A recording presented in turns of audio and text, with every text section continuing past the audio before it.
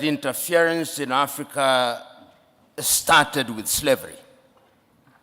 When slavery had lost its value, it graduated into colonization.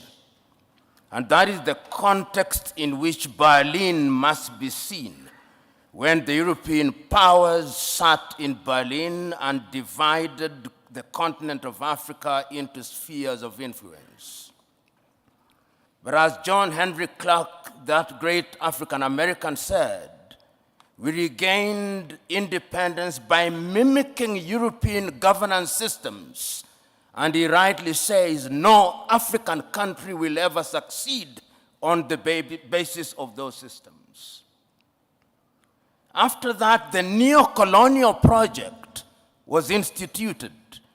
And all of us will remember Kwame Nkrumah's book, Neo-Colonialism, the last stage of imperialism. And he there says, the most dangerous. We are now in a neo-colonial stage when the European powers are at their most diabolical, when the Americans are at their most diabolical. And how do they interfere? They interfere militarily. They ensure that you in the military are trained in Sandhurst, are trained in West Point, so they affect your mind. They interfere diplomatically, sometimes through gunboat diplomacy, and that is why you see sometimes your typical European ambassador treats our heads of states in a condescending manner. They interfere through institutions such as the IMF and the World Bank. They interfere by ensuring that our economic infrastructure is beholden to theirs through dollarization. They interfere through education. They interfere by influencing our processes, by lending us advisors who tell us what to do. The neo-colonial project is alive and well, and it is at its most dangerous, and we Africans must smell the coffee. If we don't, they are going to continue to interfere. How else do they interfere? Through NGOs, Danida, CEDA, UK Aid, US Aid. These are Trojan horses that are introduced into our countries for the purpose of influencing our processes. And they infiltrate our institutions. Right now, if you look at the African Development Bank, look at the shareholding. It's Americans, it's Germans, it's Japanese, it's the French. And the Europeans have done their bit. They also interfere through post-colonial institutions, the Commonwealth of independent nations. They are not sovereign states, former French-speaking nations. These are the instruments that they interfere through. And how do we then deal with this situation?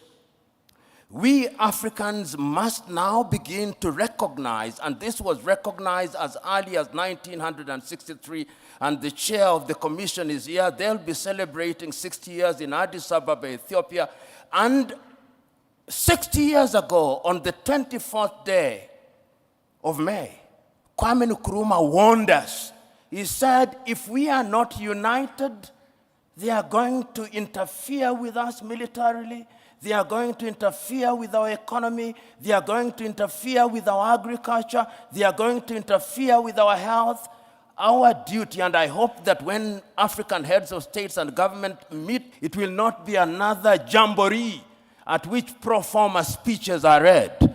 I hope it will be an occasion to give meaning to Africa Agenda 2063. I hope it will be an occasion to give meaning to Africa Continental Free Trade Area. I hope it will be an occasion to revitalize the Malabo Declaration, the Maputo Declaration, the Yamoussoukro Declaration. In other words, we Africans, as I conclude, we Africans must stop operating in silos. Rwanda alone will not confront them. Burundi alone will not confront them. But if we go through the regional bodies and ultimately the African Union, we may indeed succeed in putting away this bulwark. And remember, it is no longer just Europe. There is a new scramble for Africa. The Chinese are here. The Turks are here. The Qataris are here. All of them are coming back.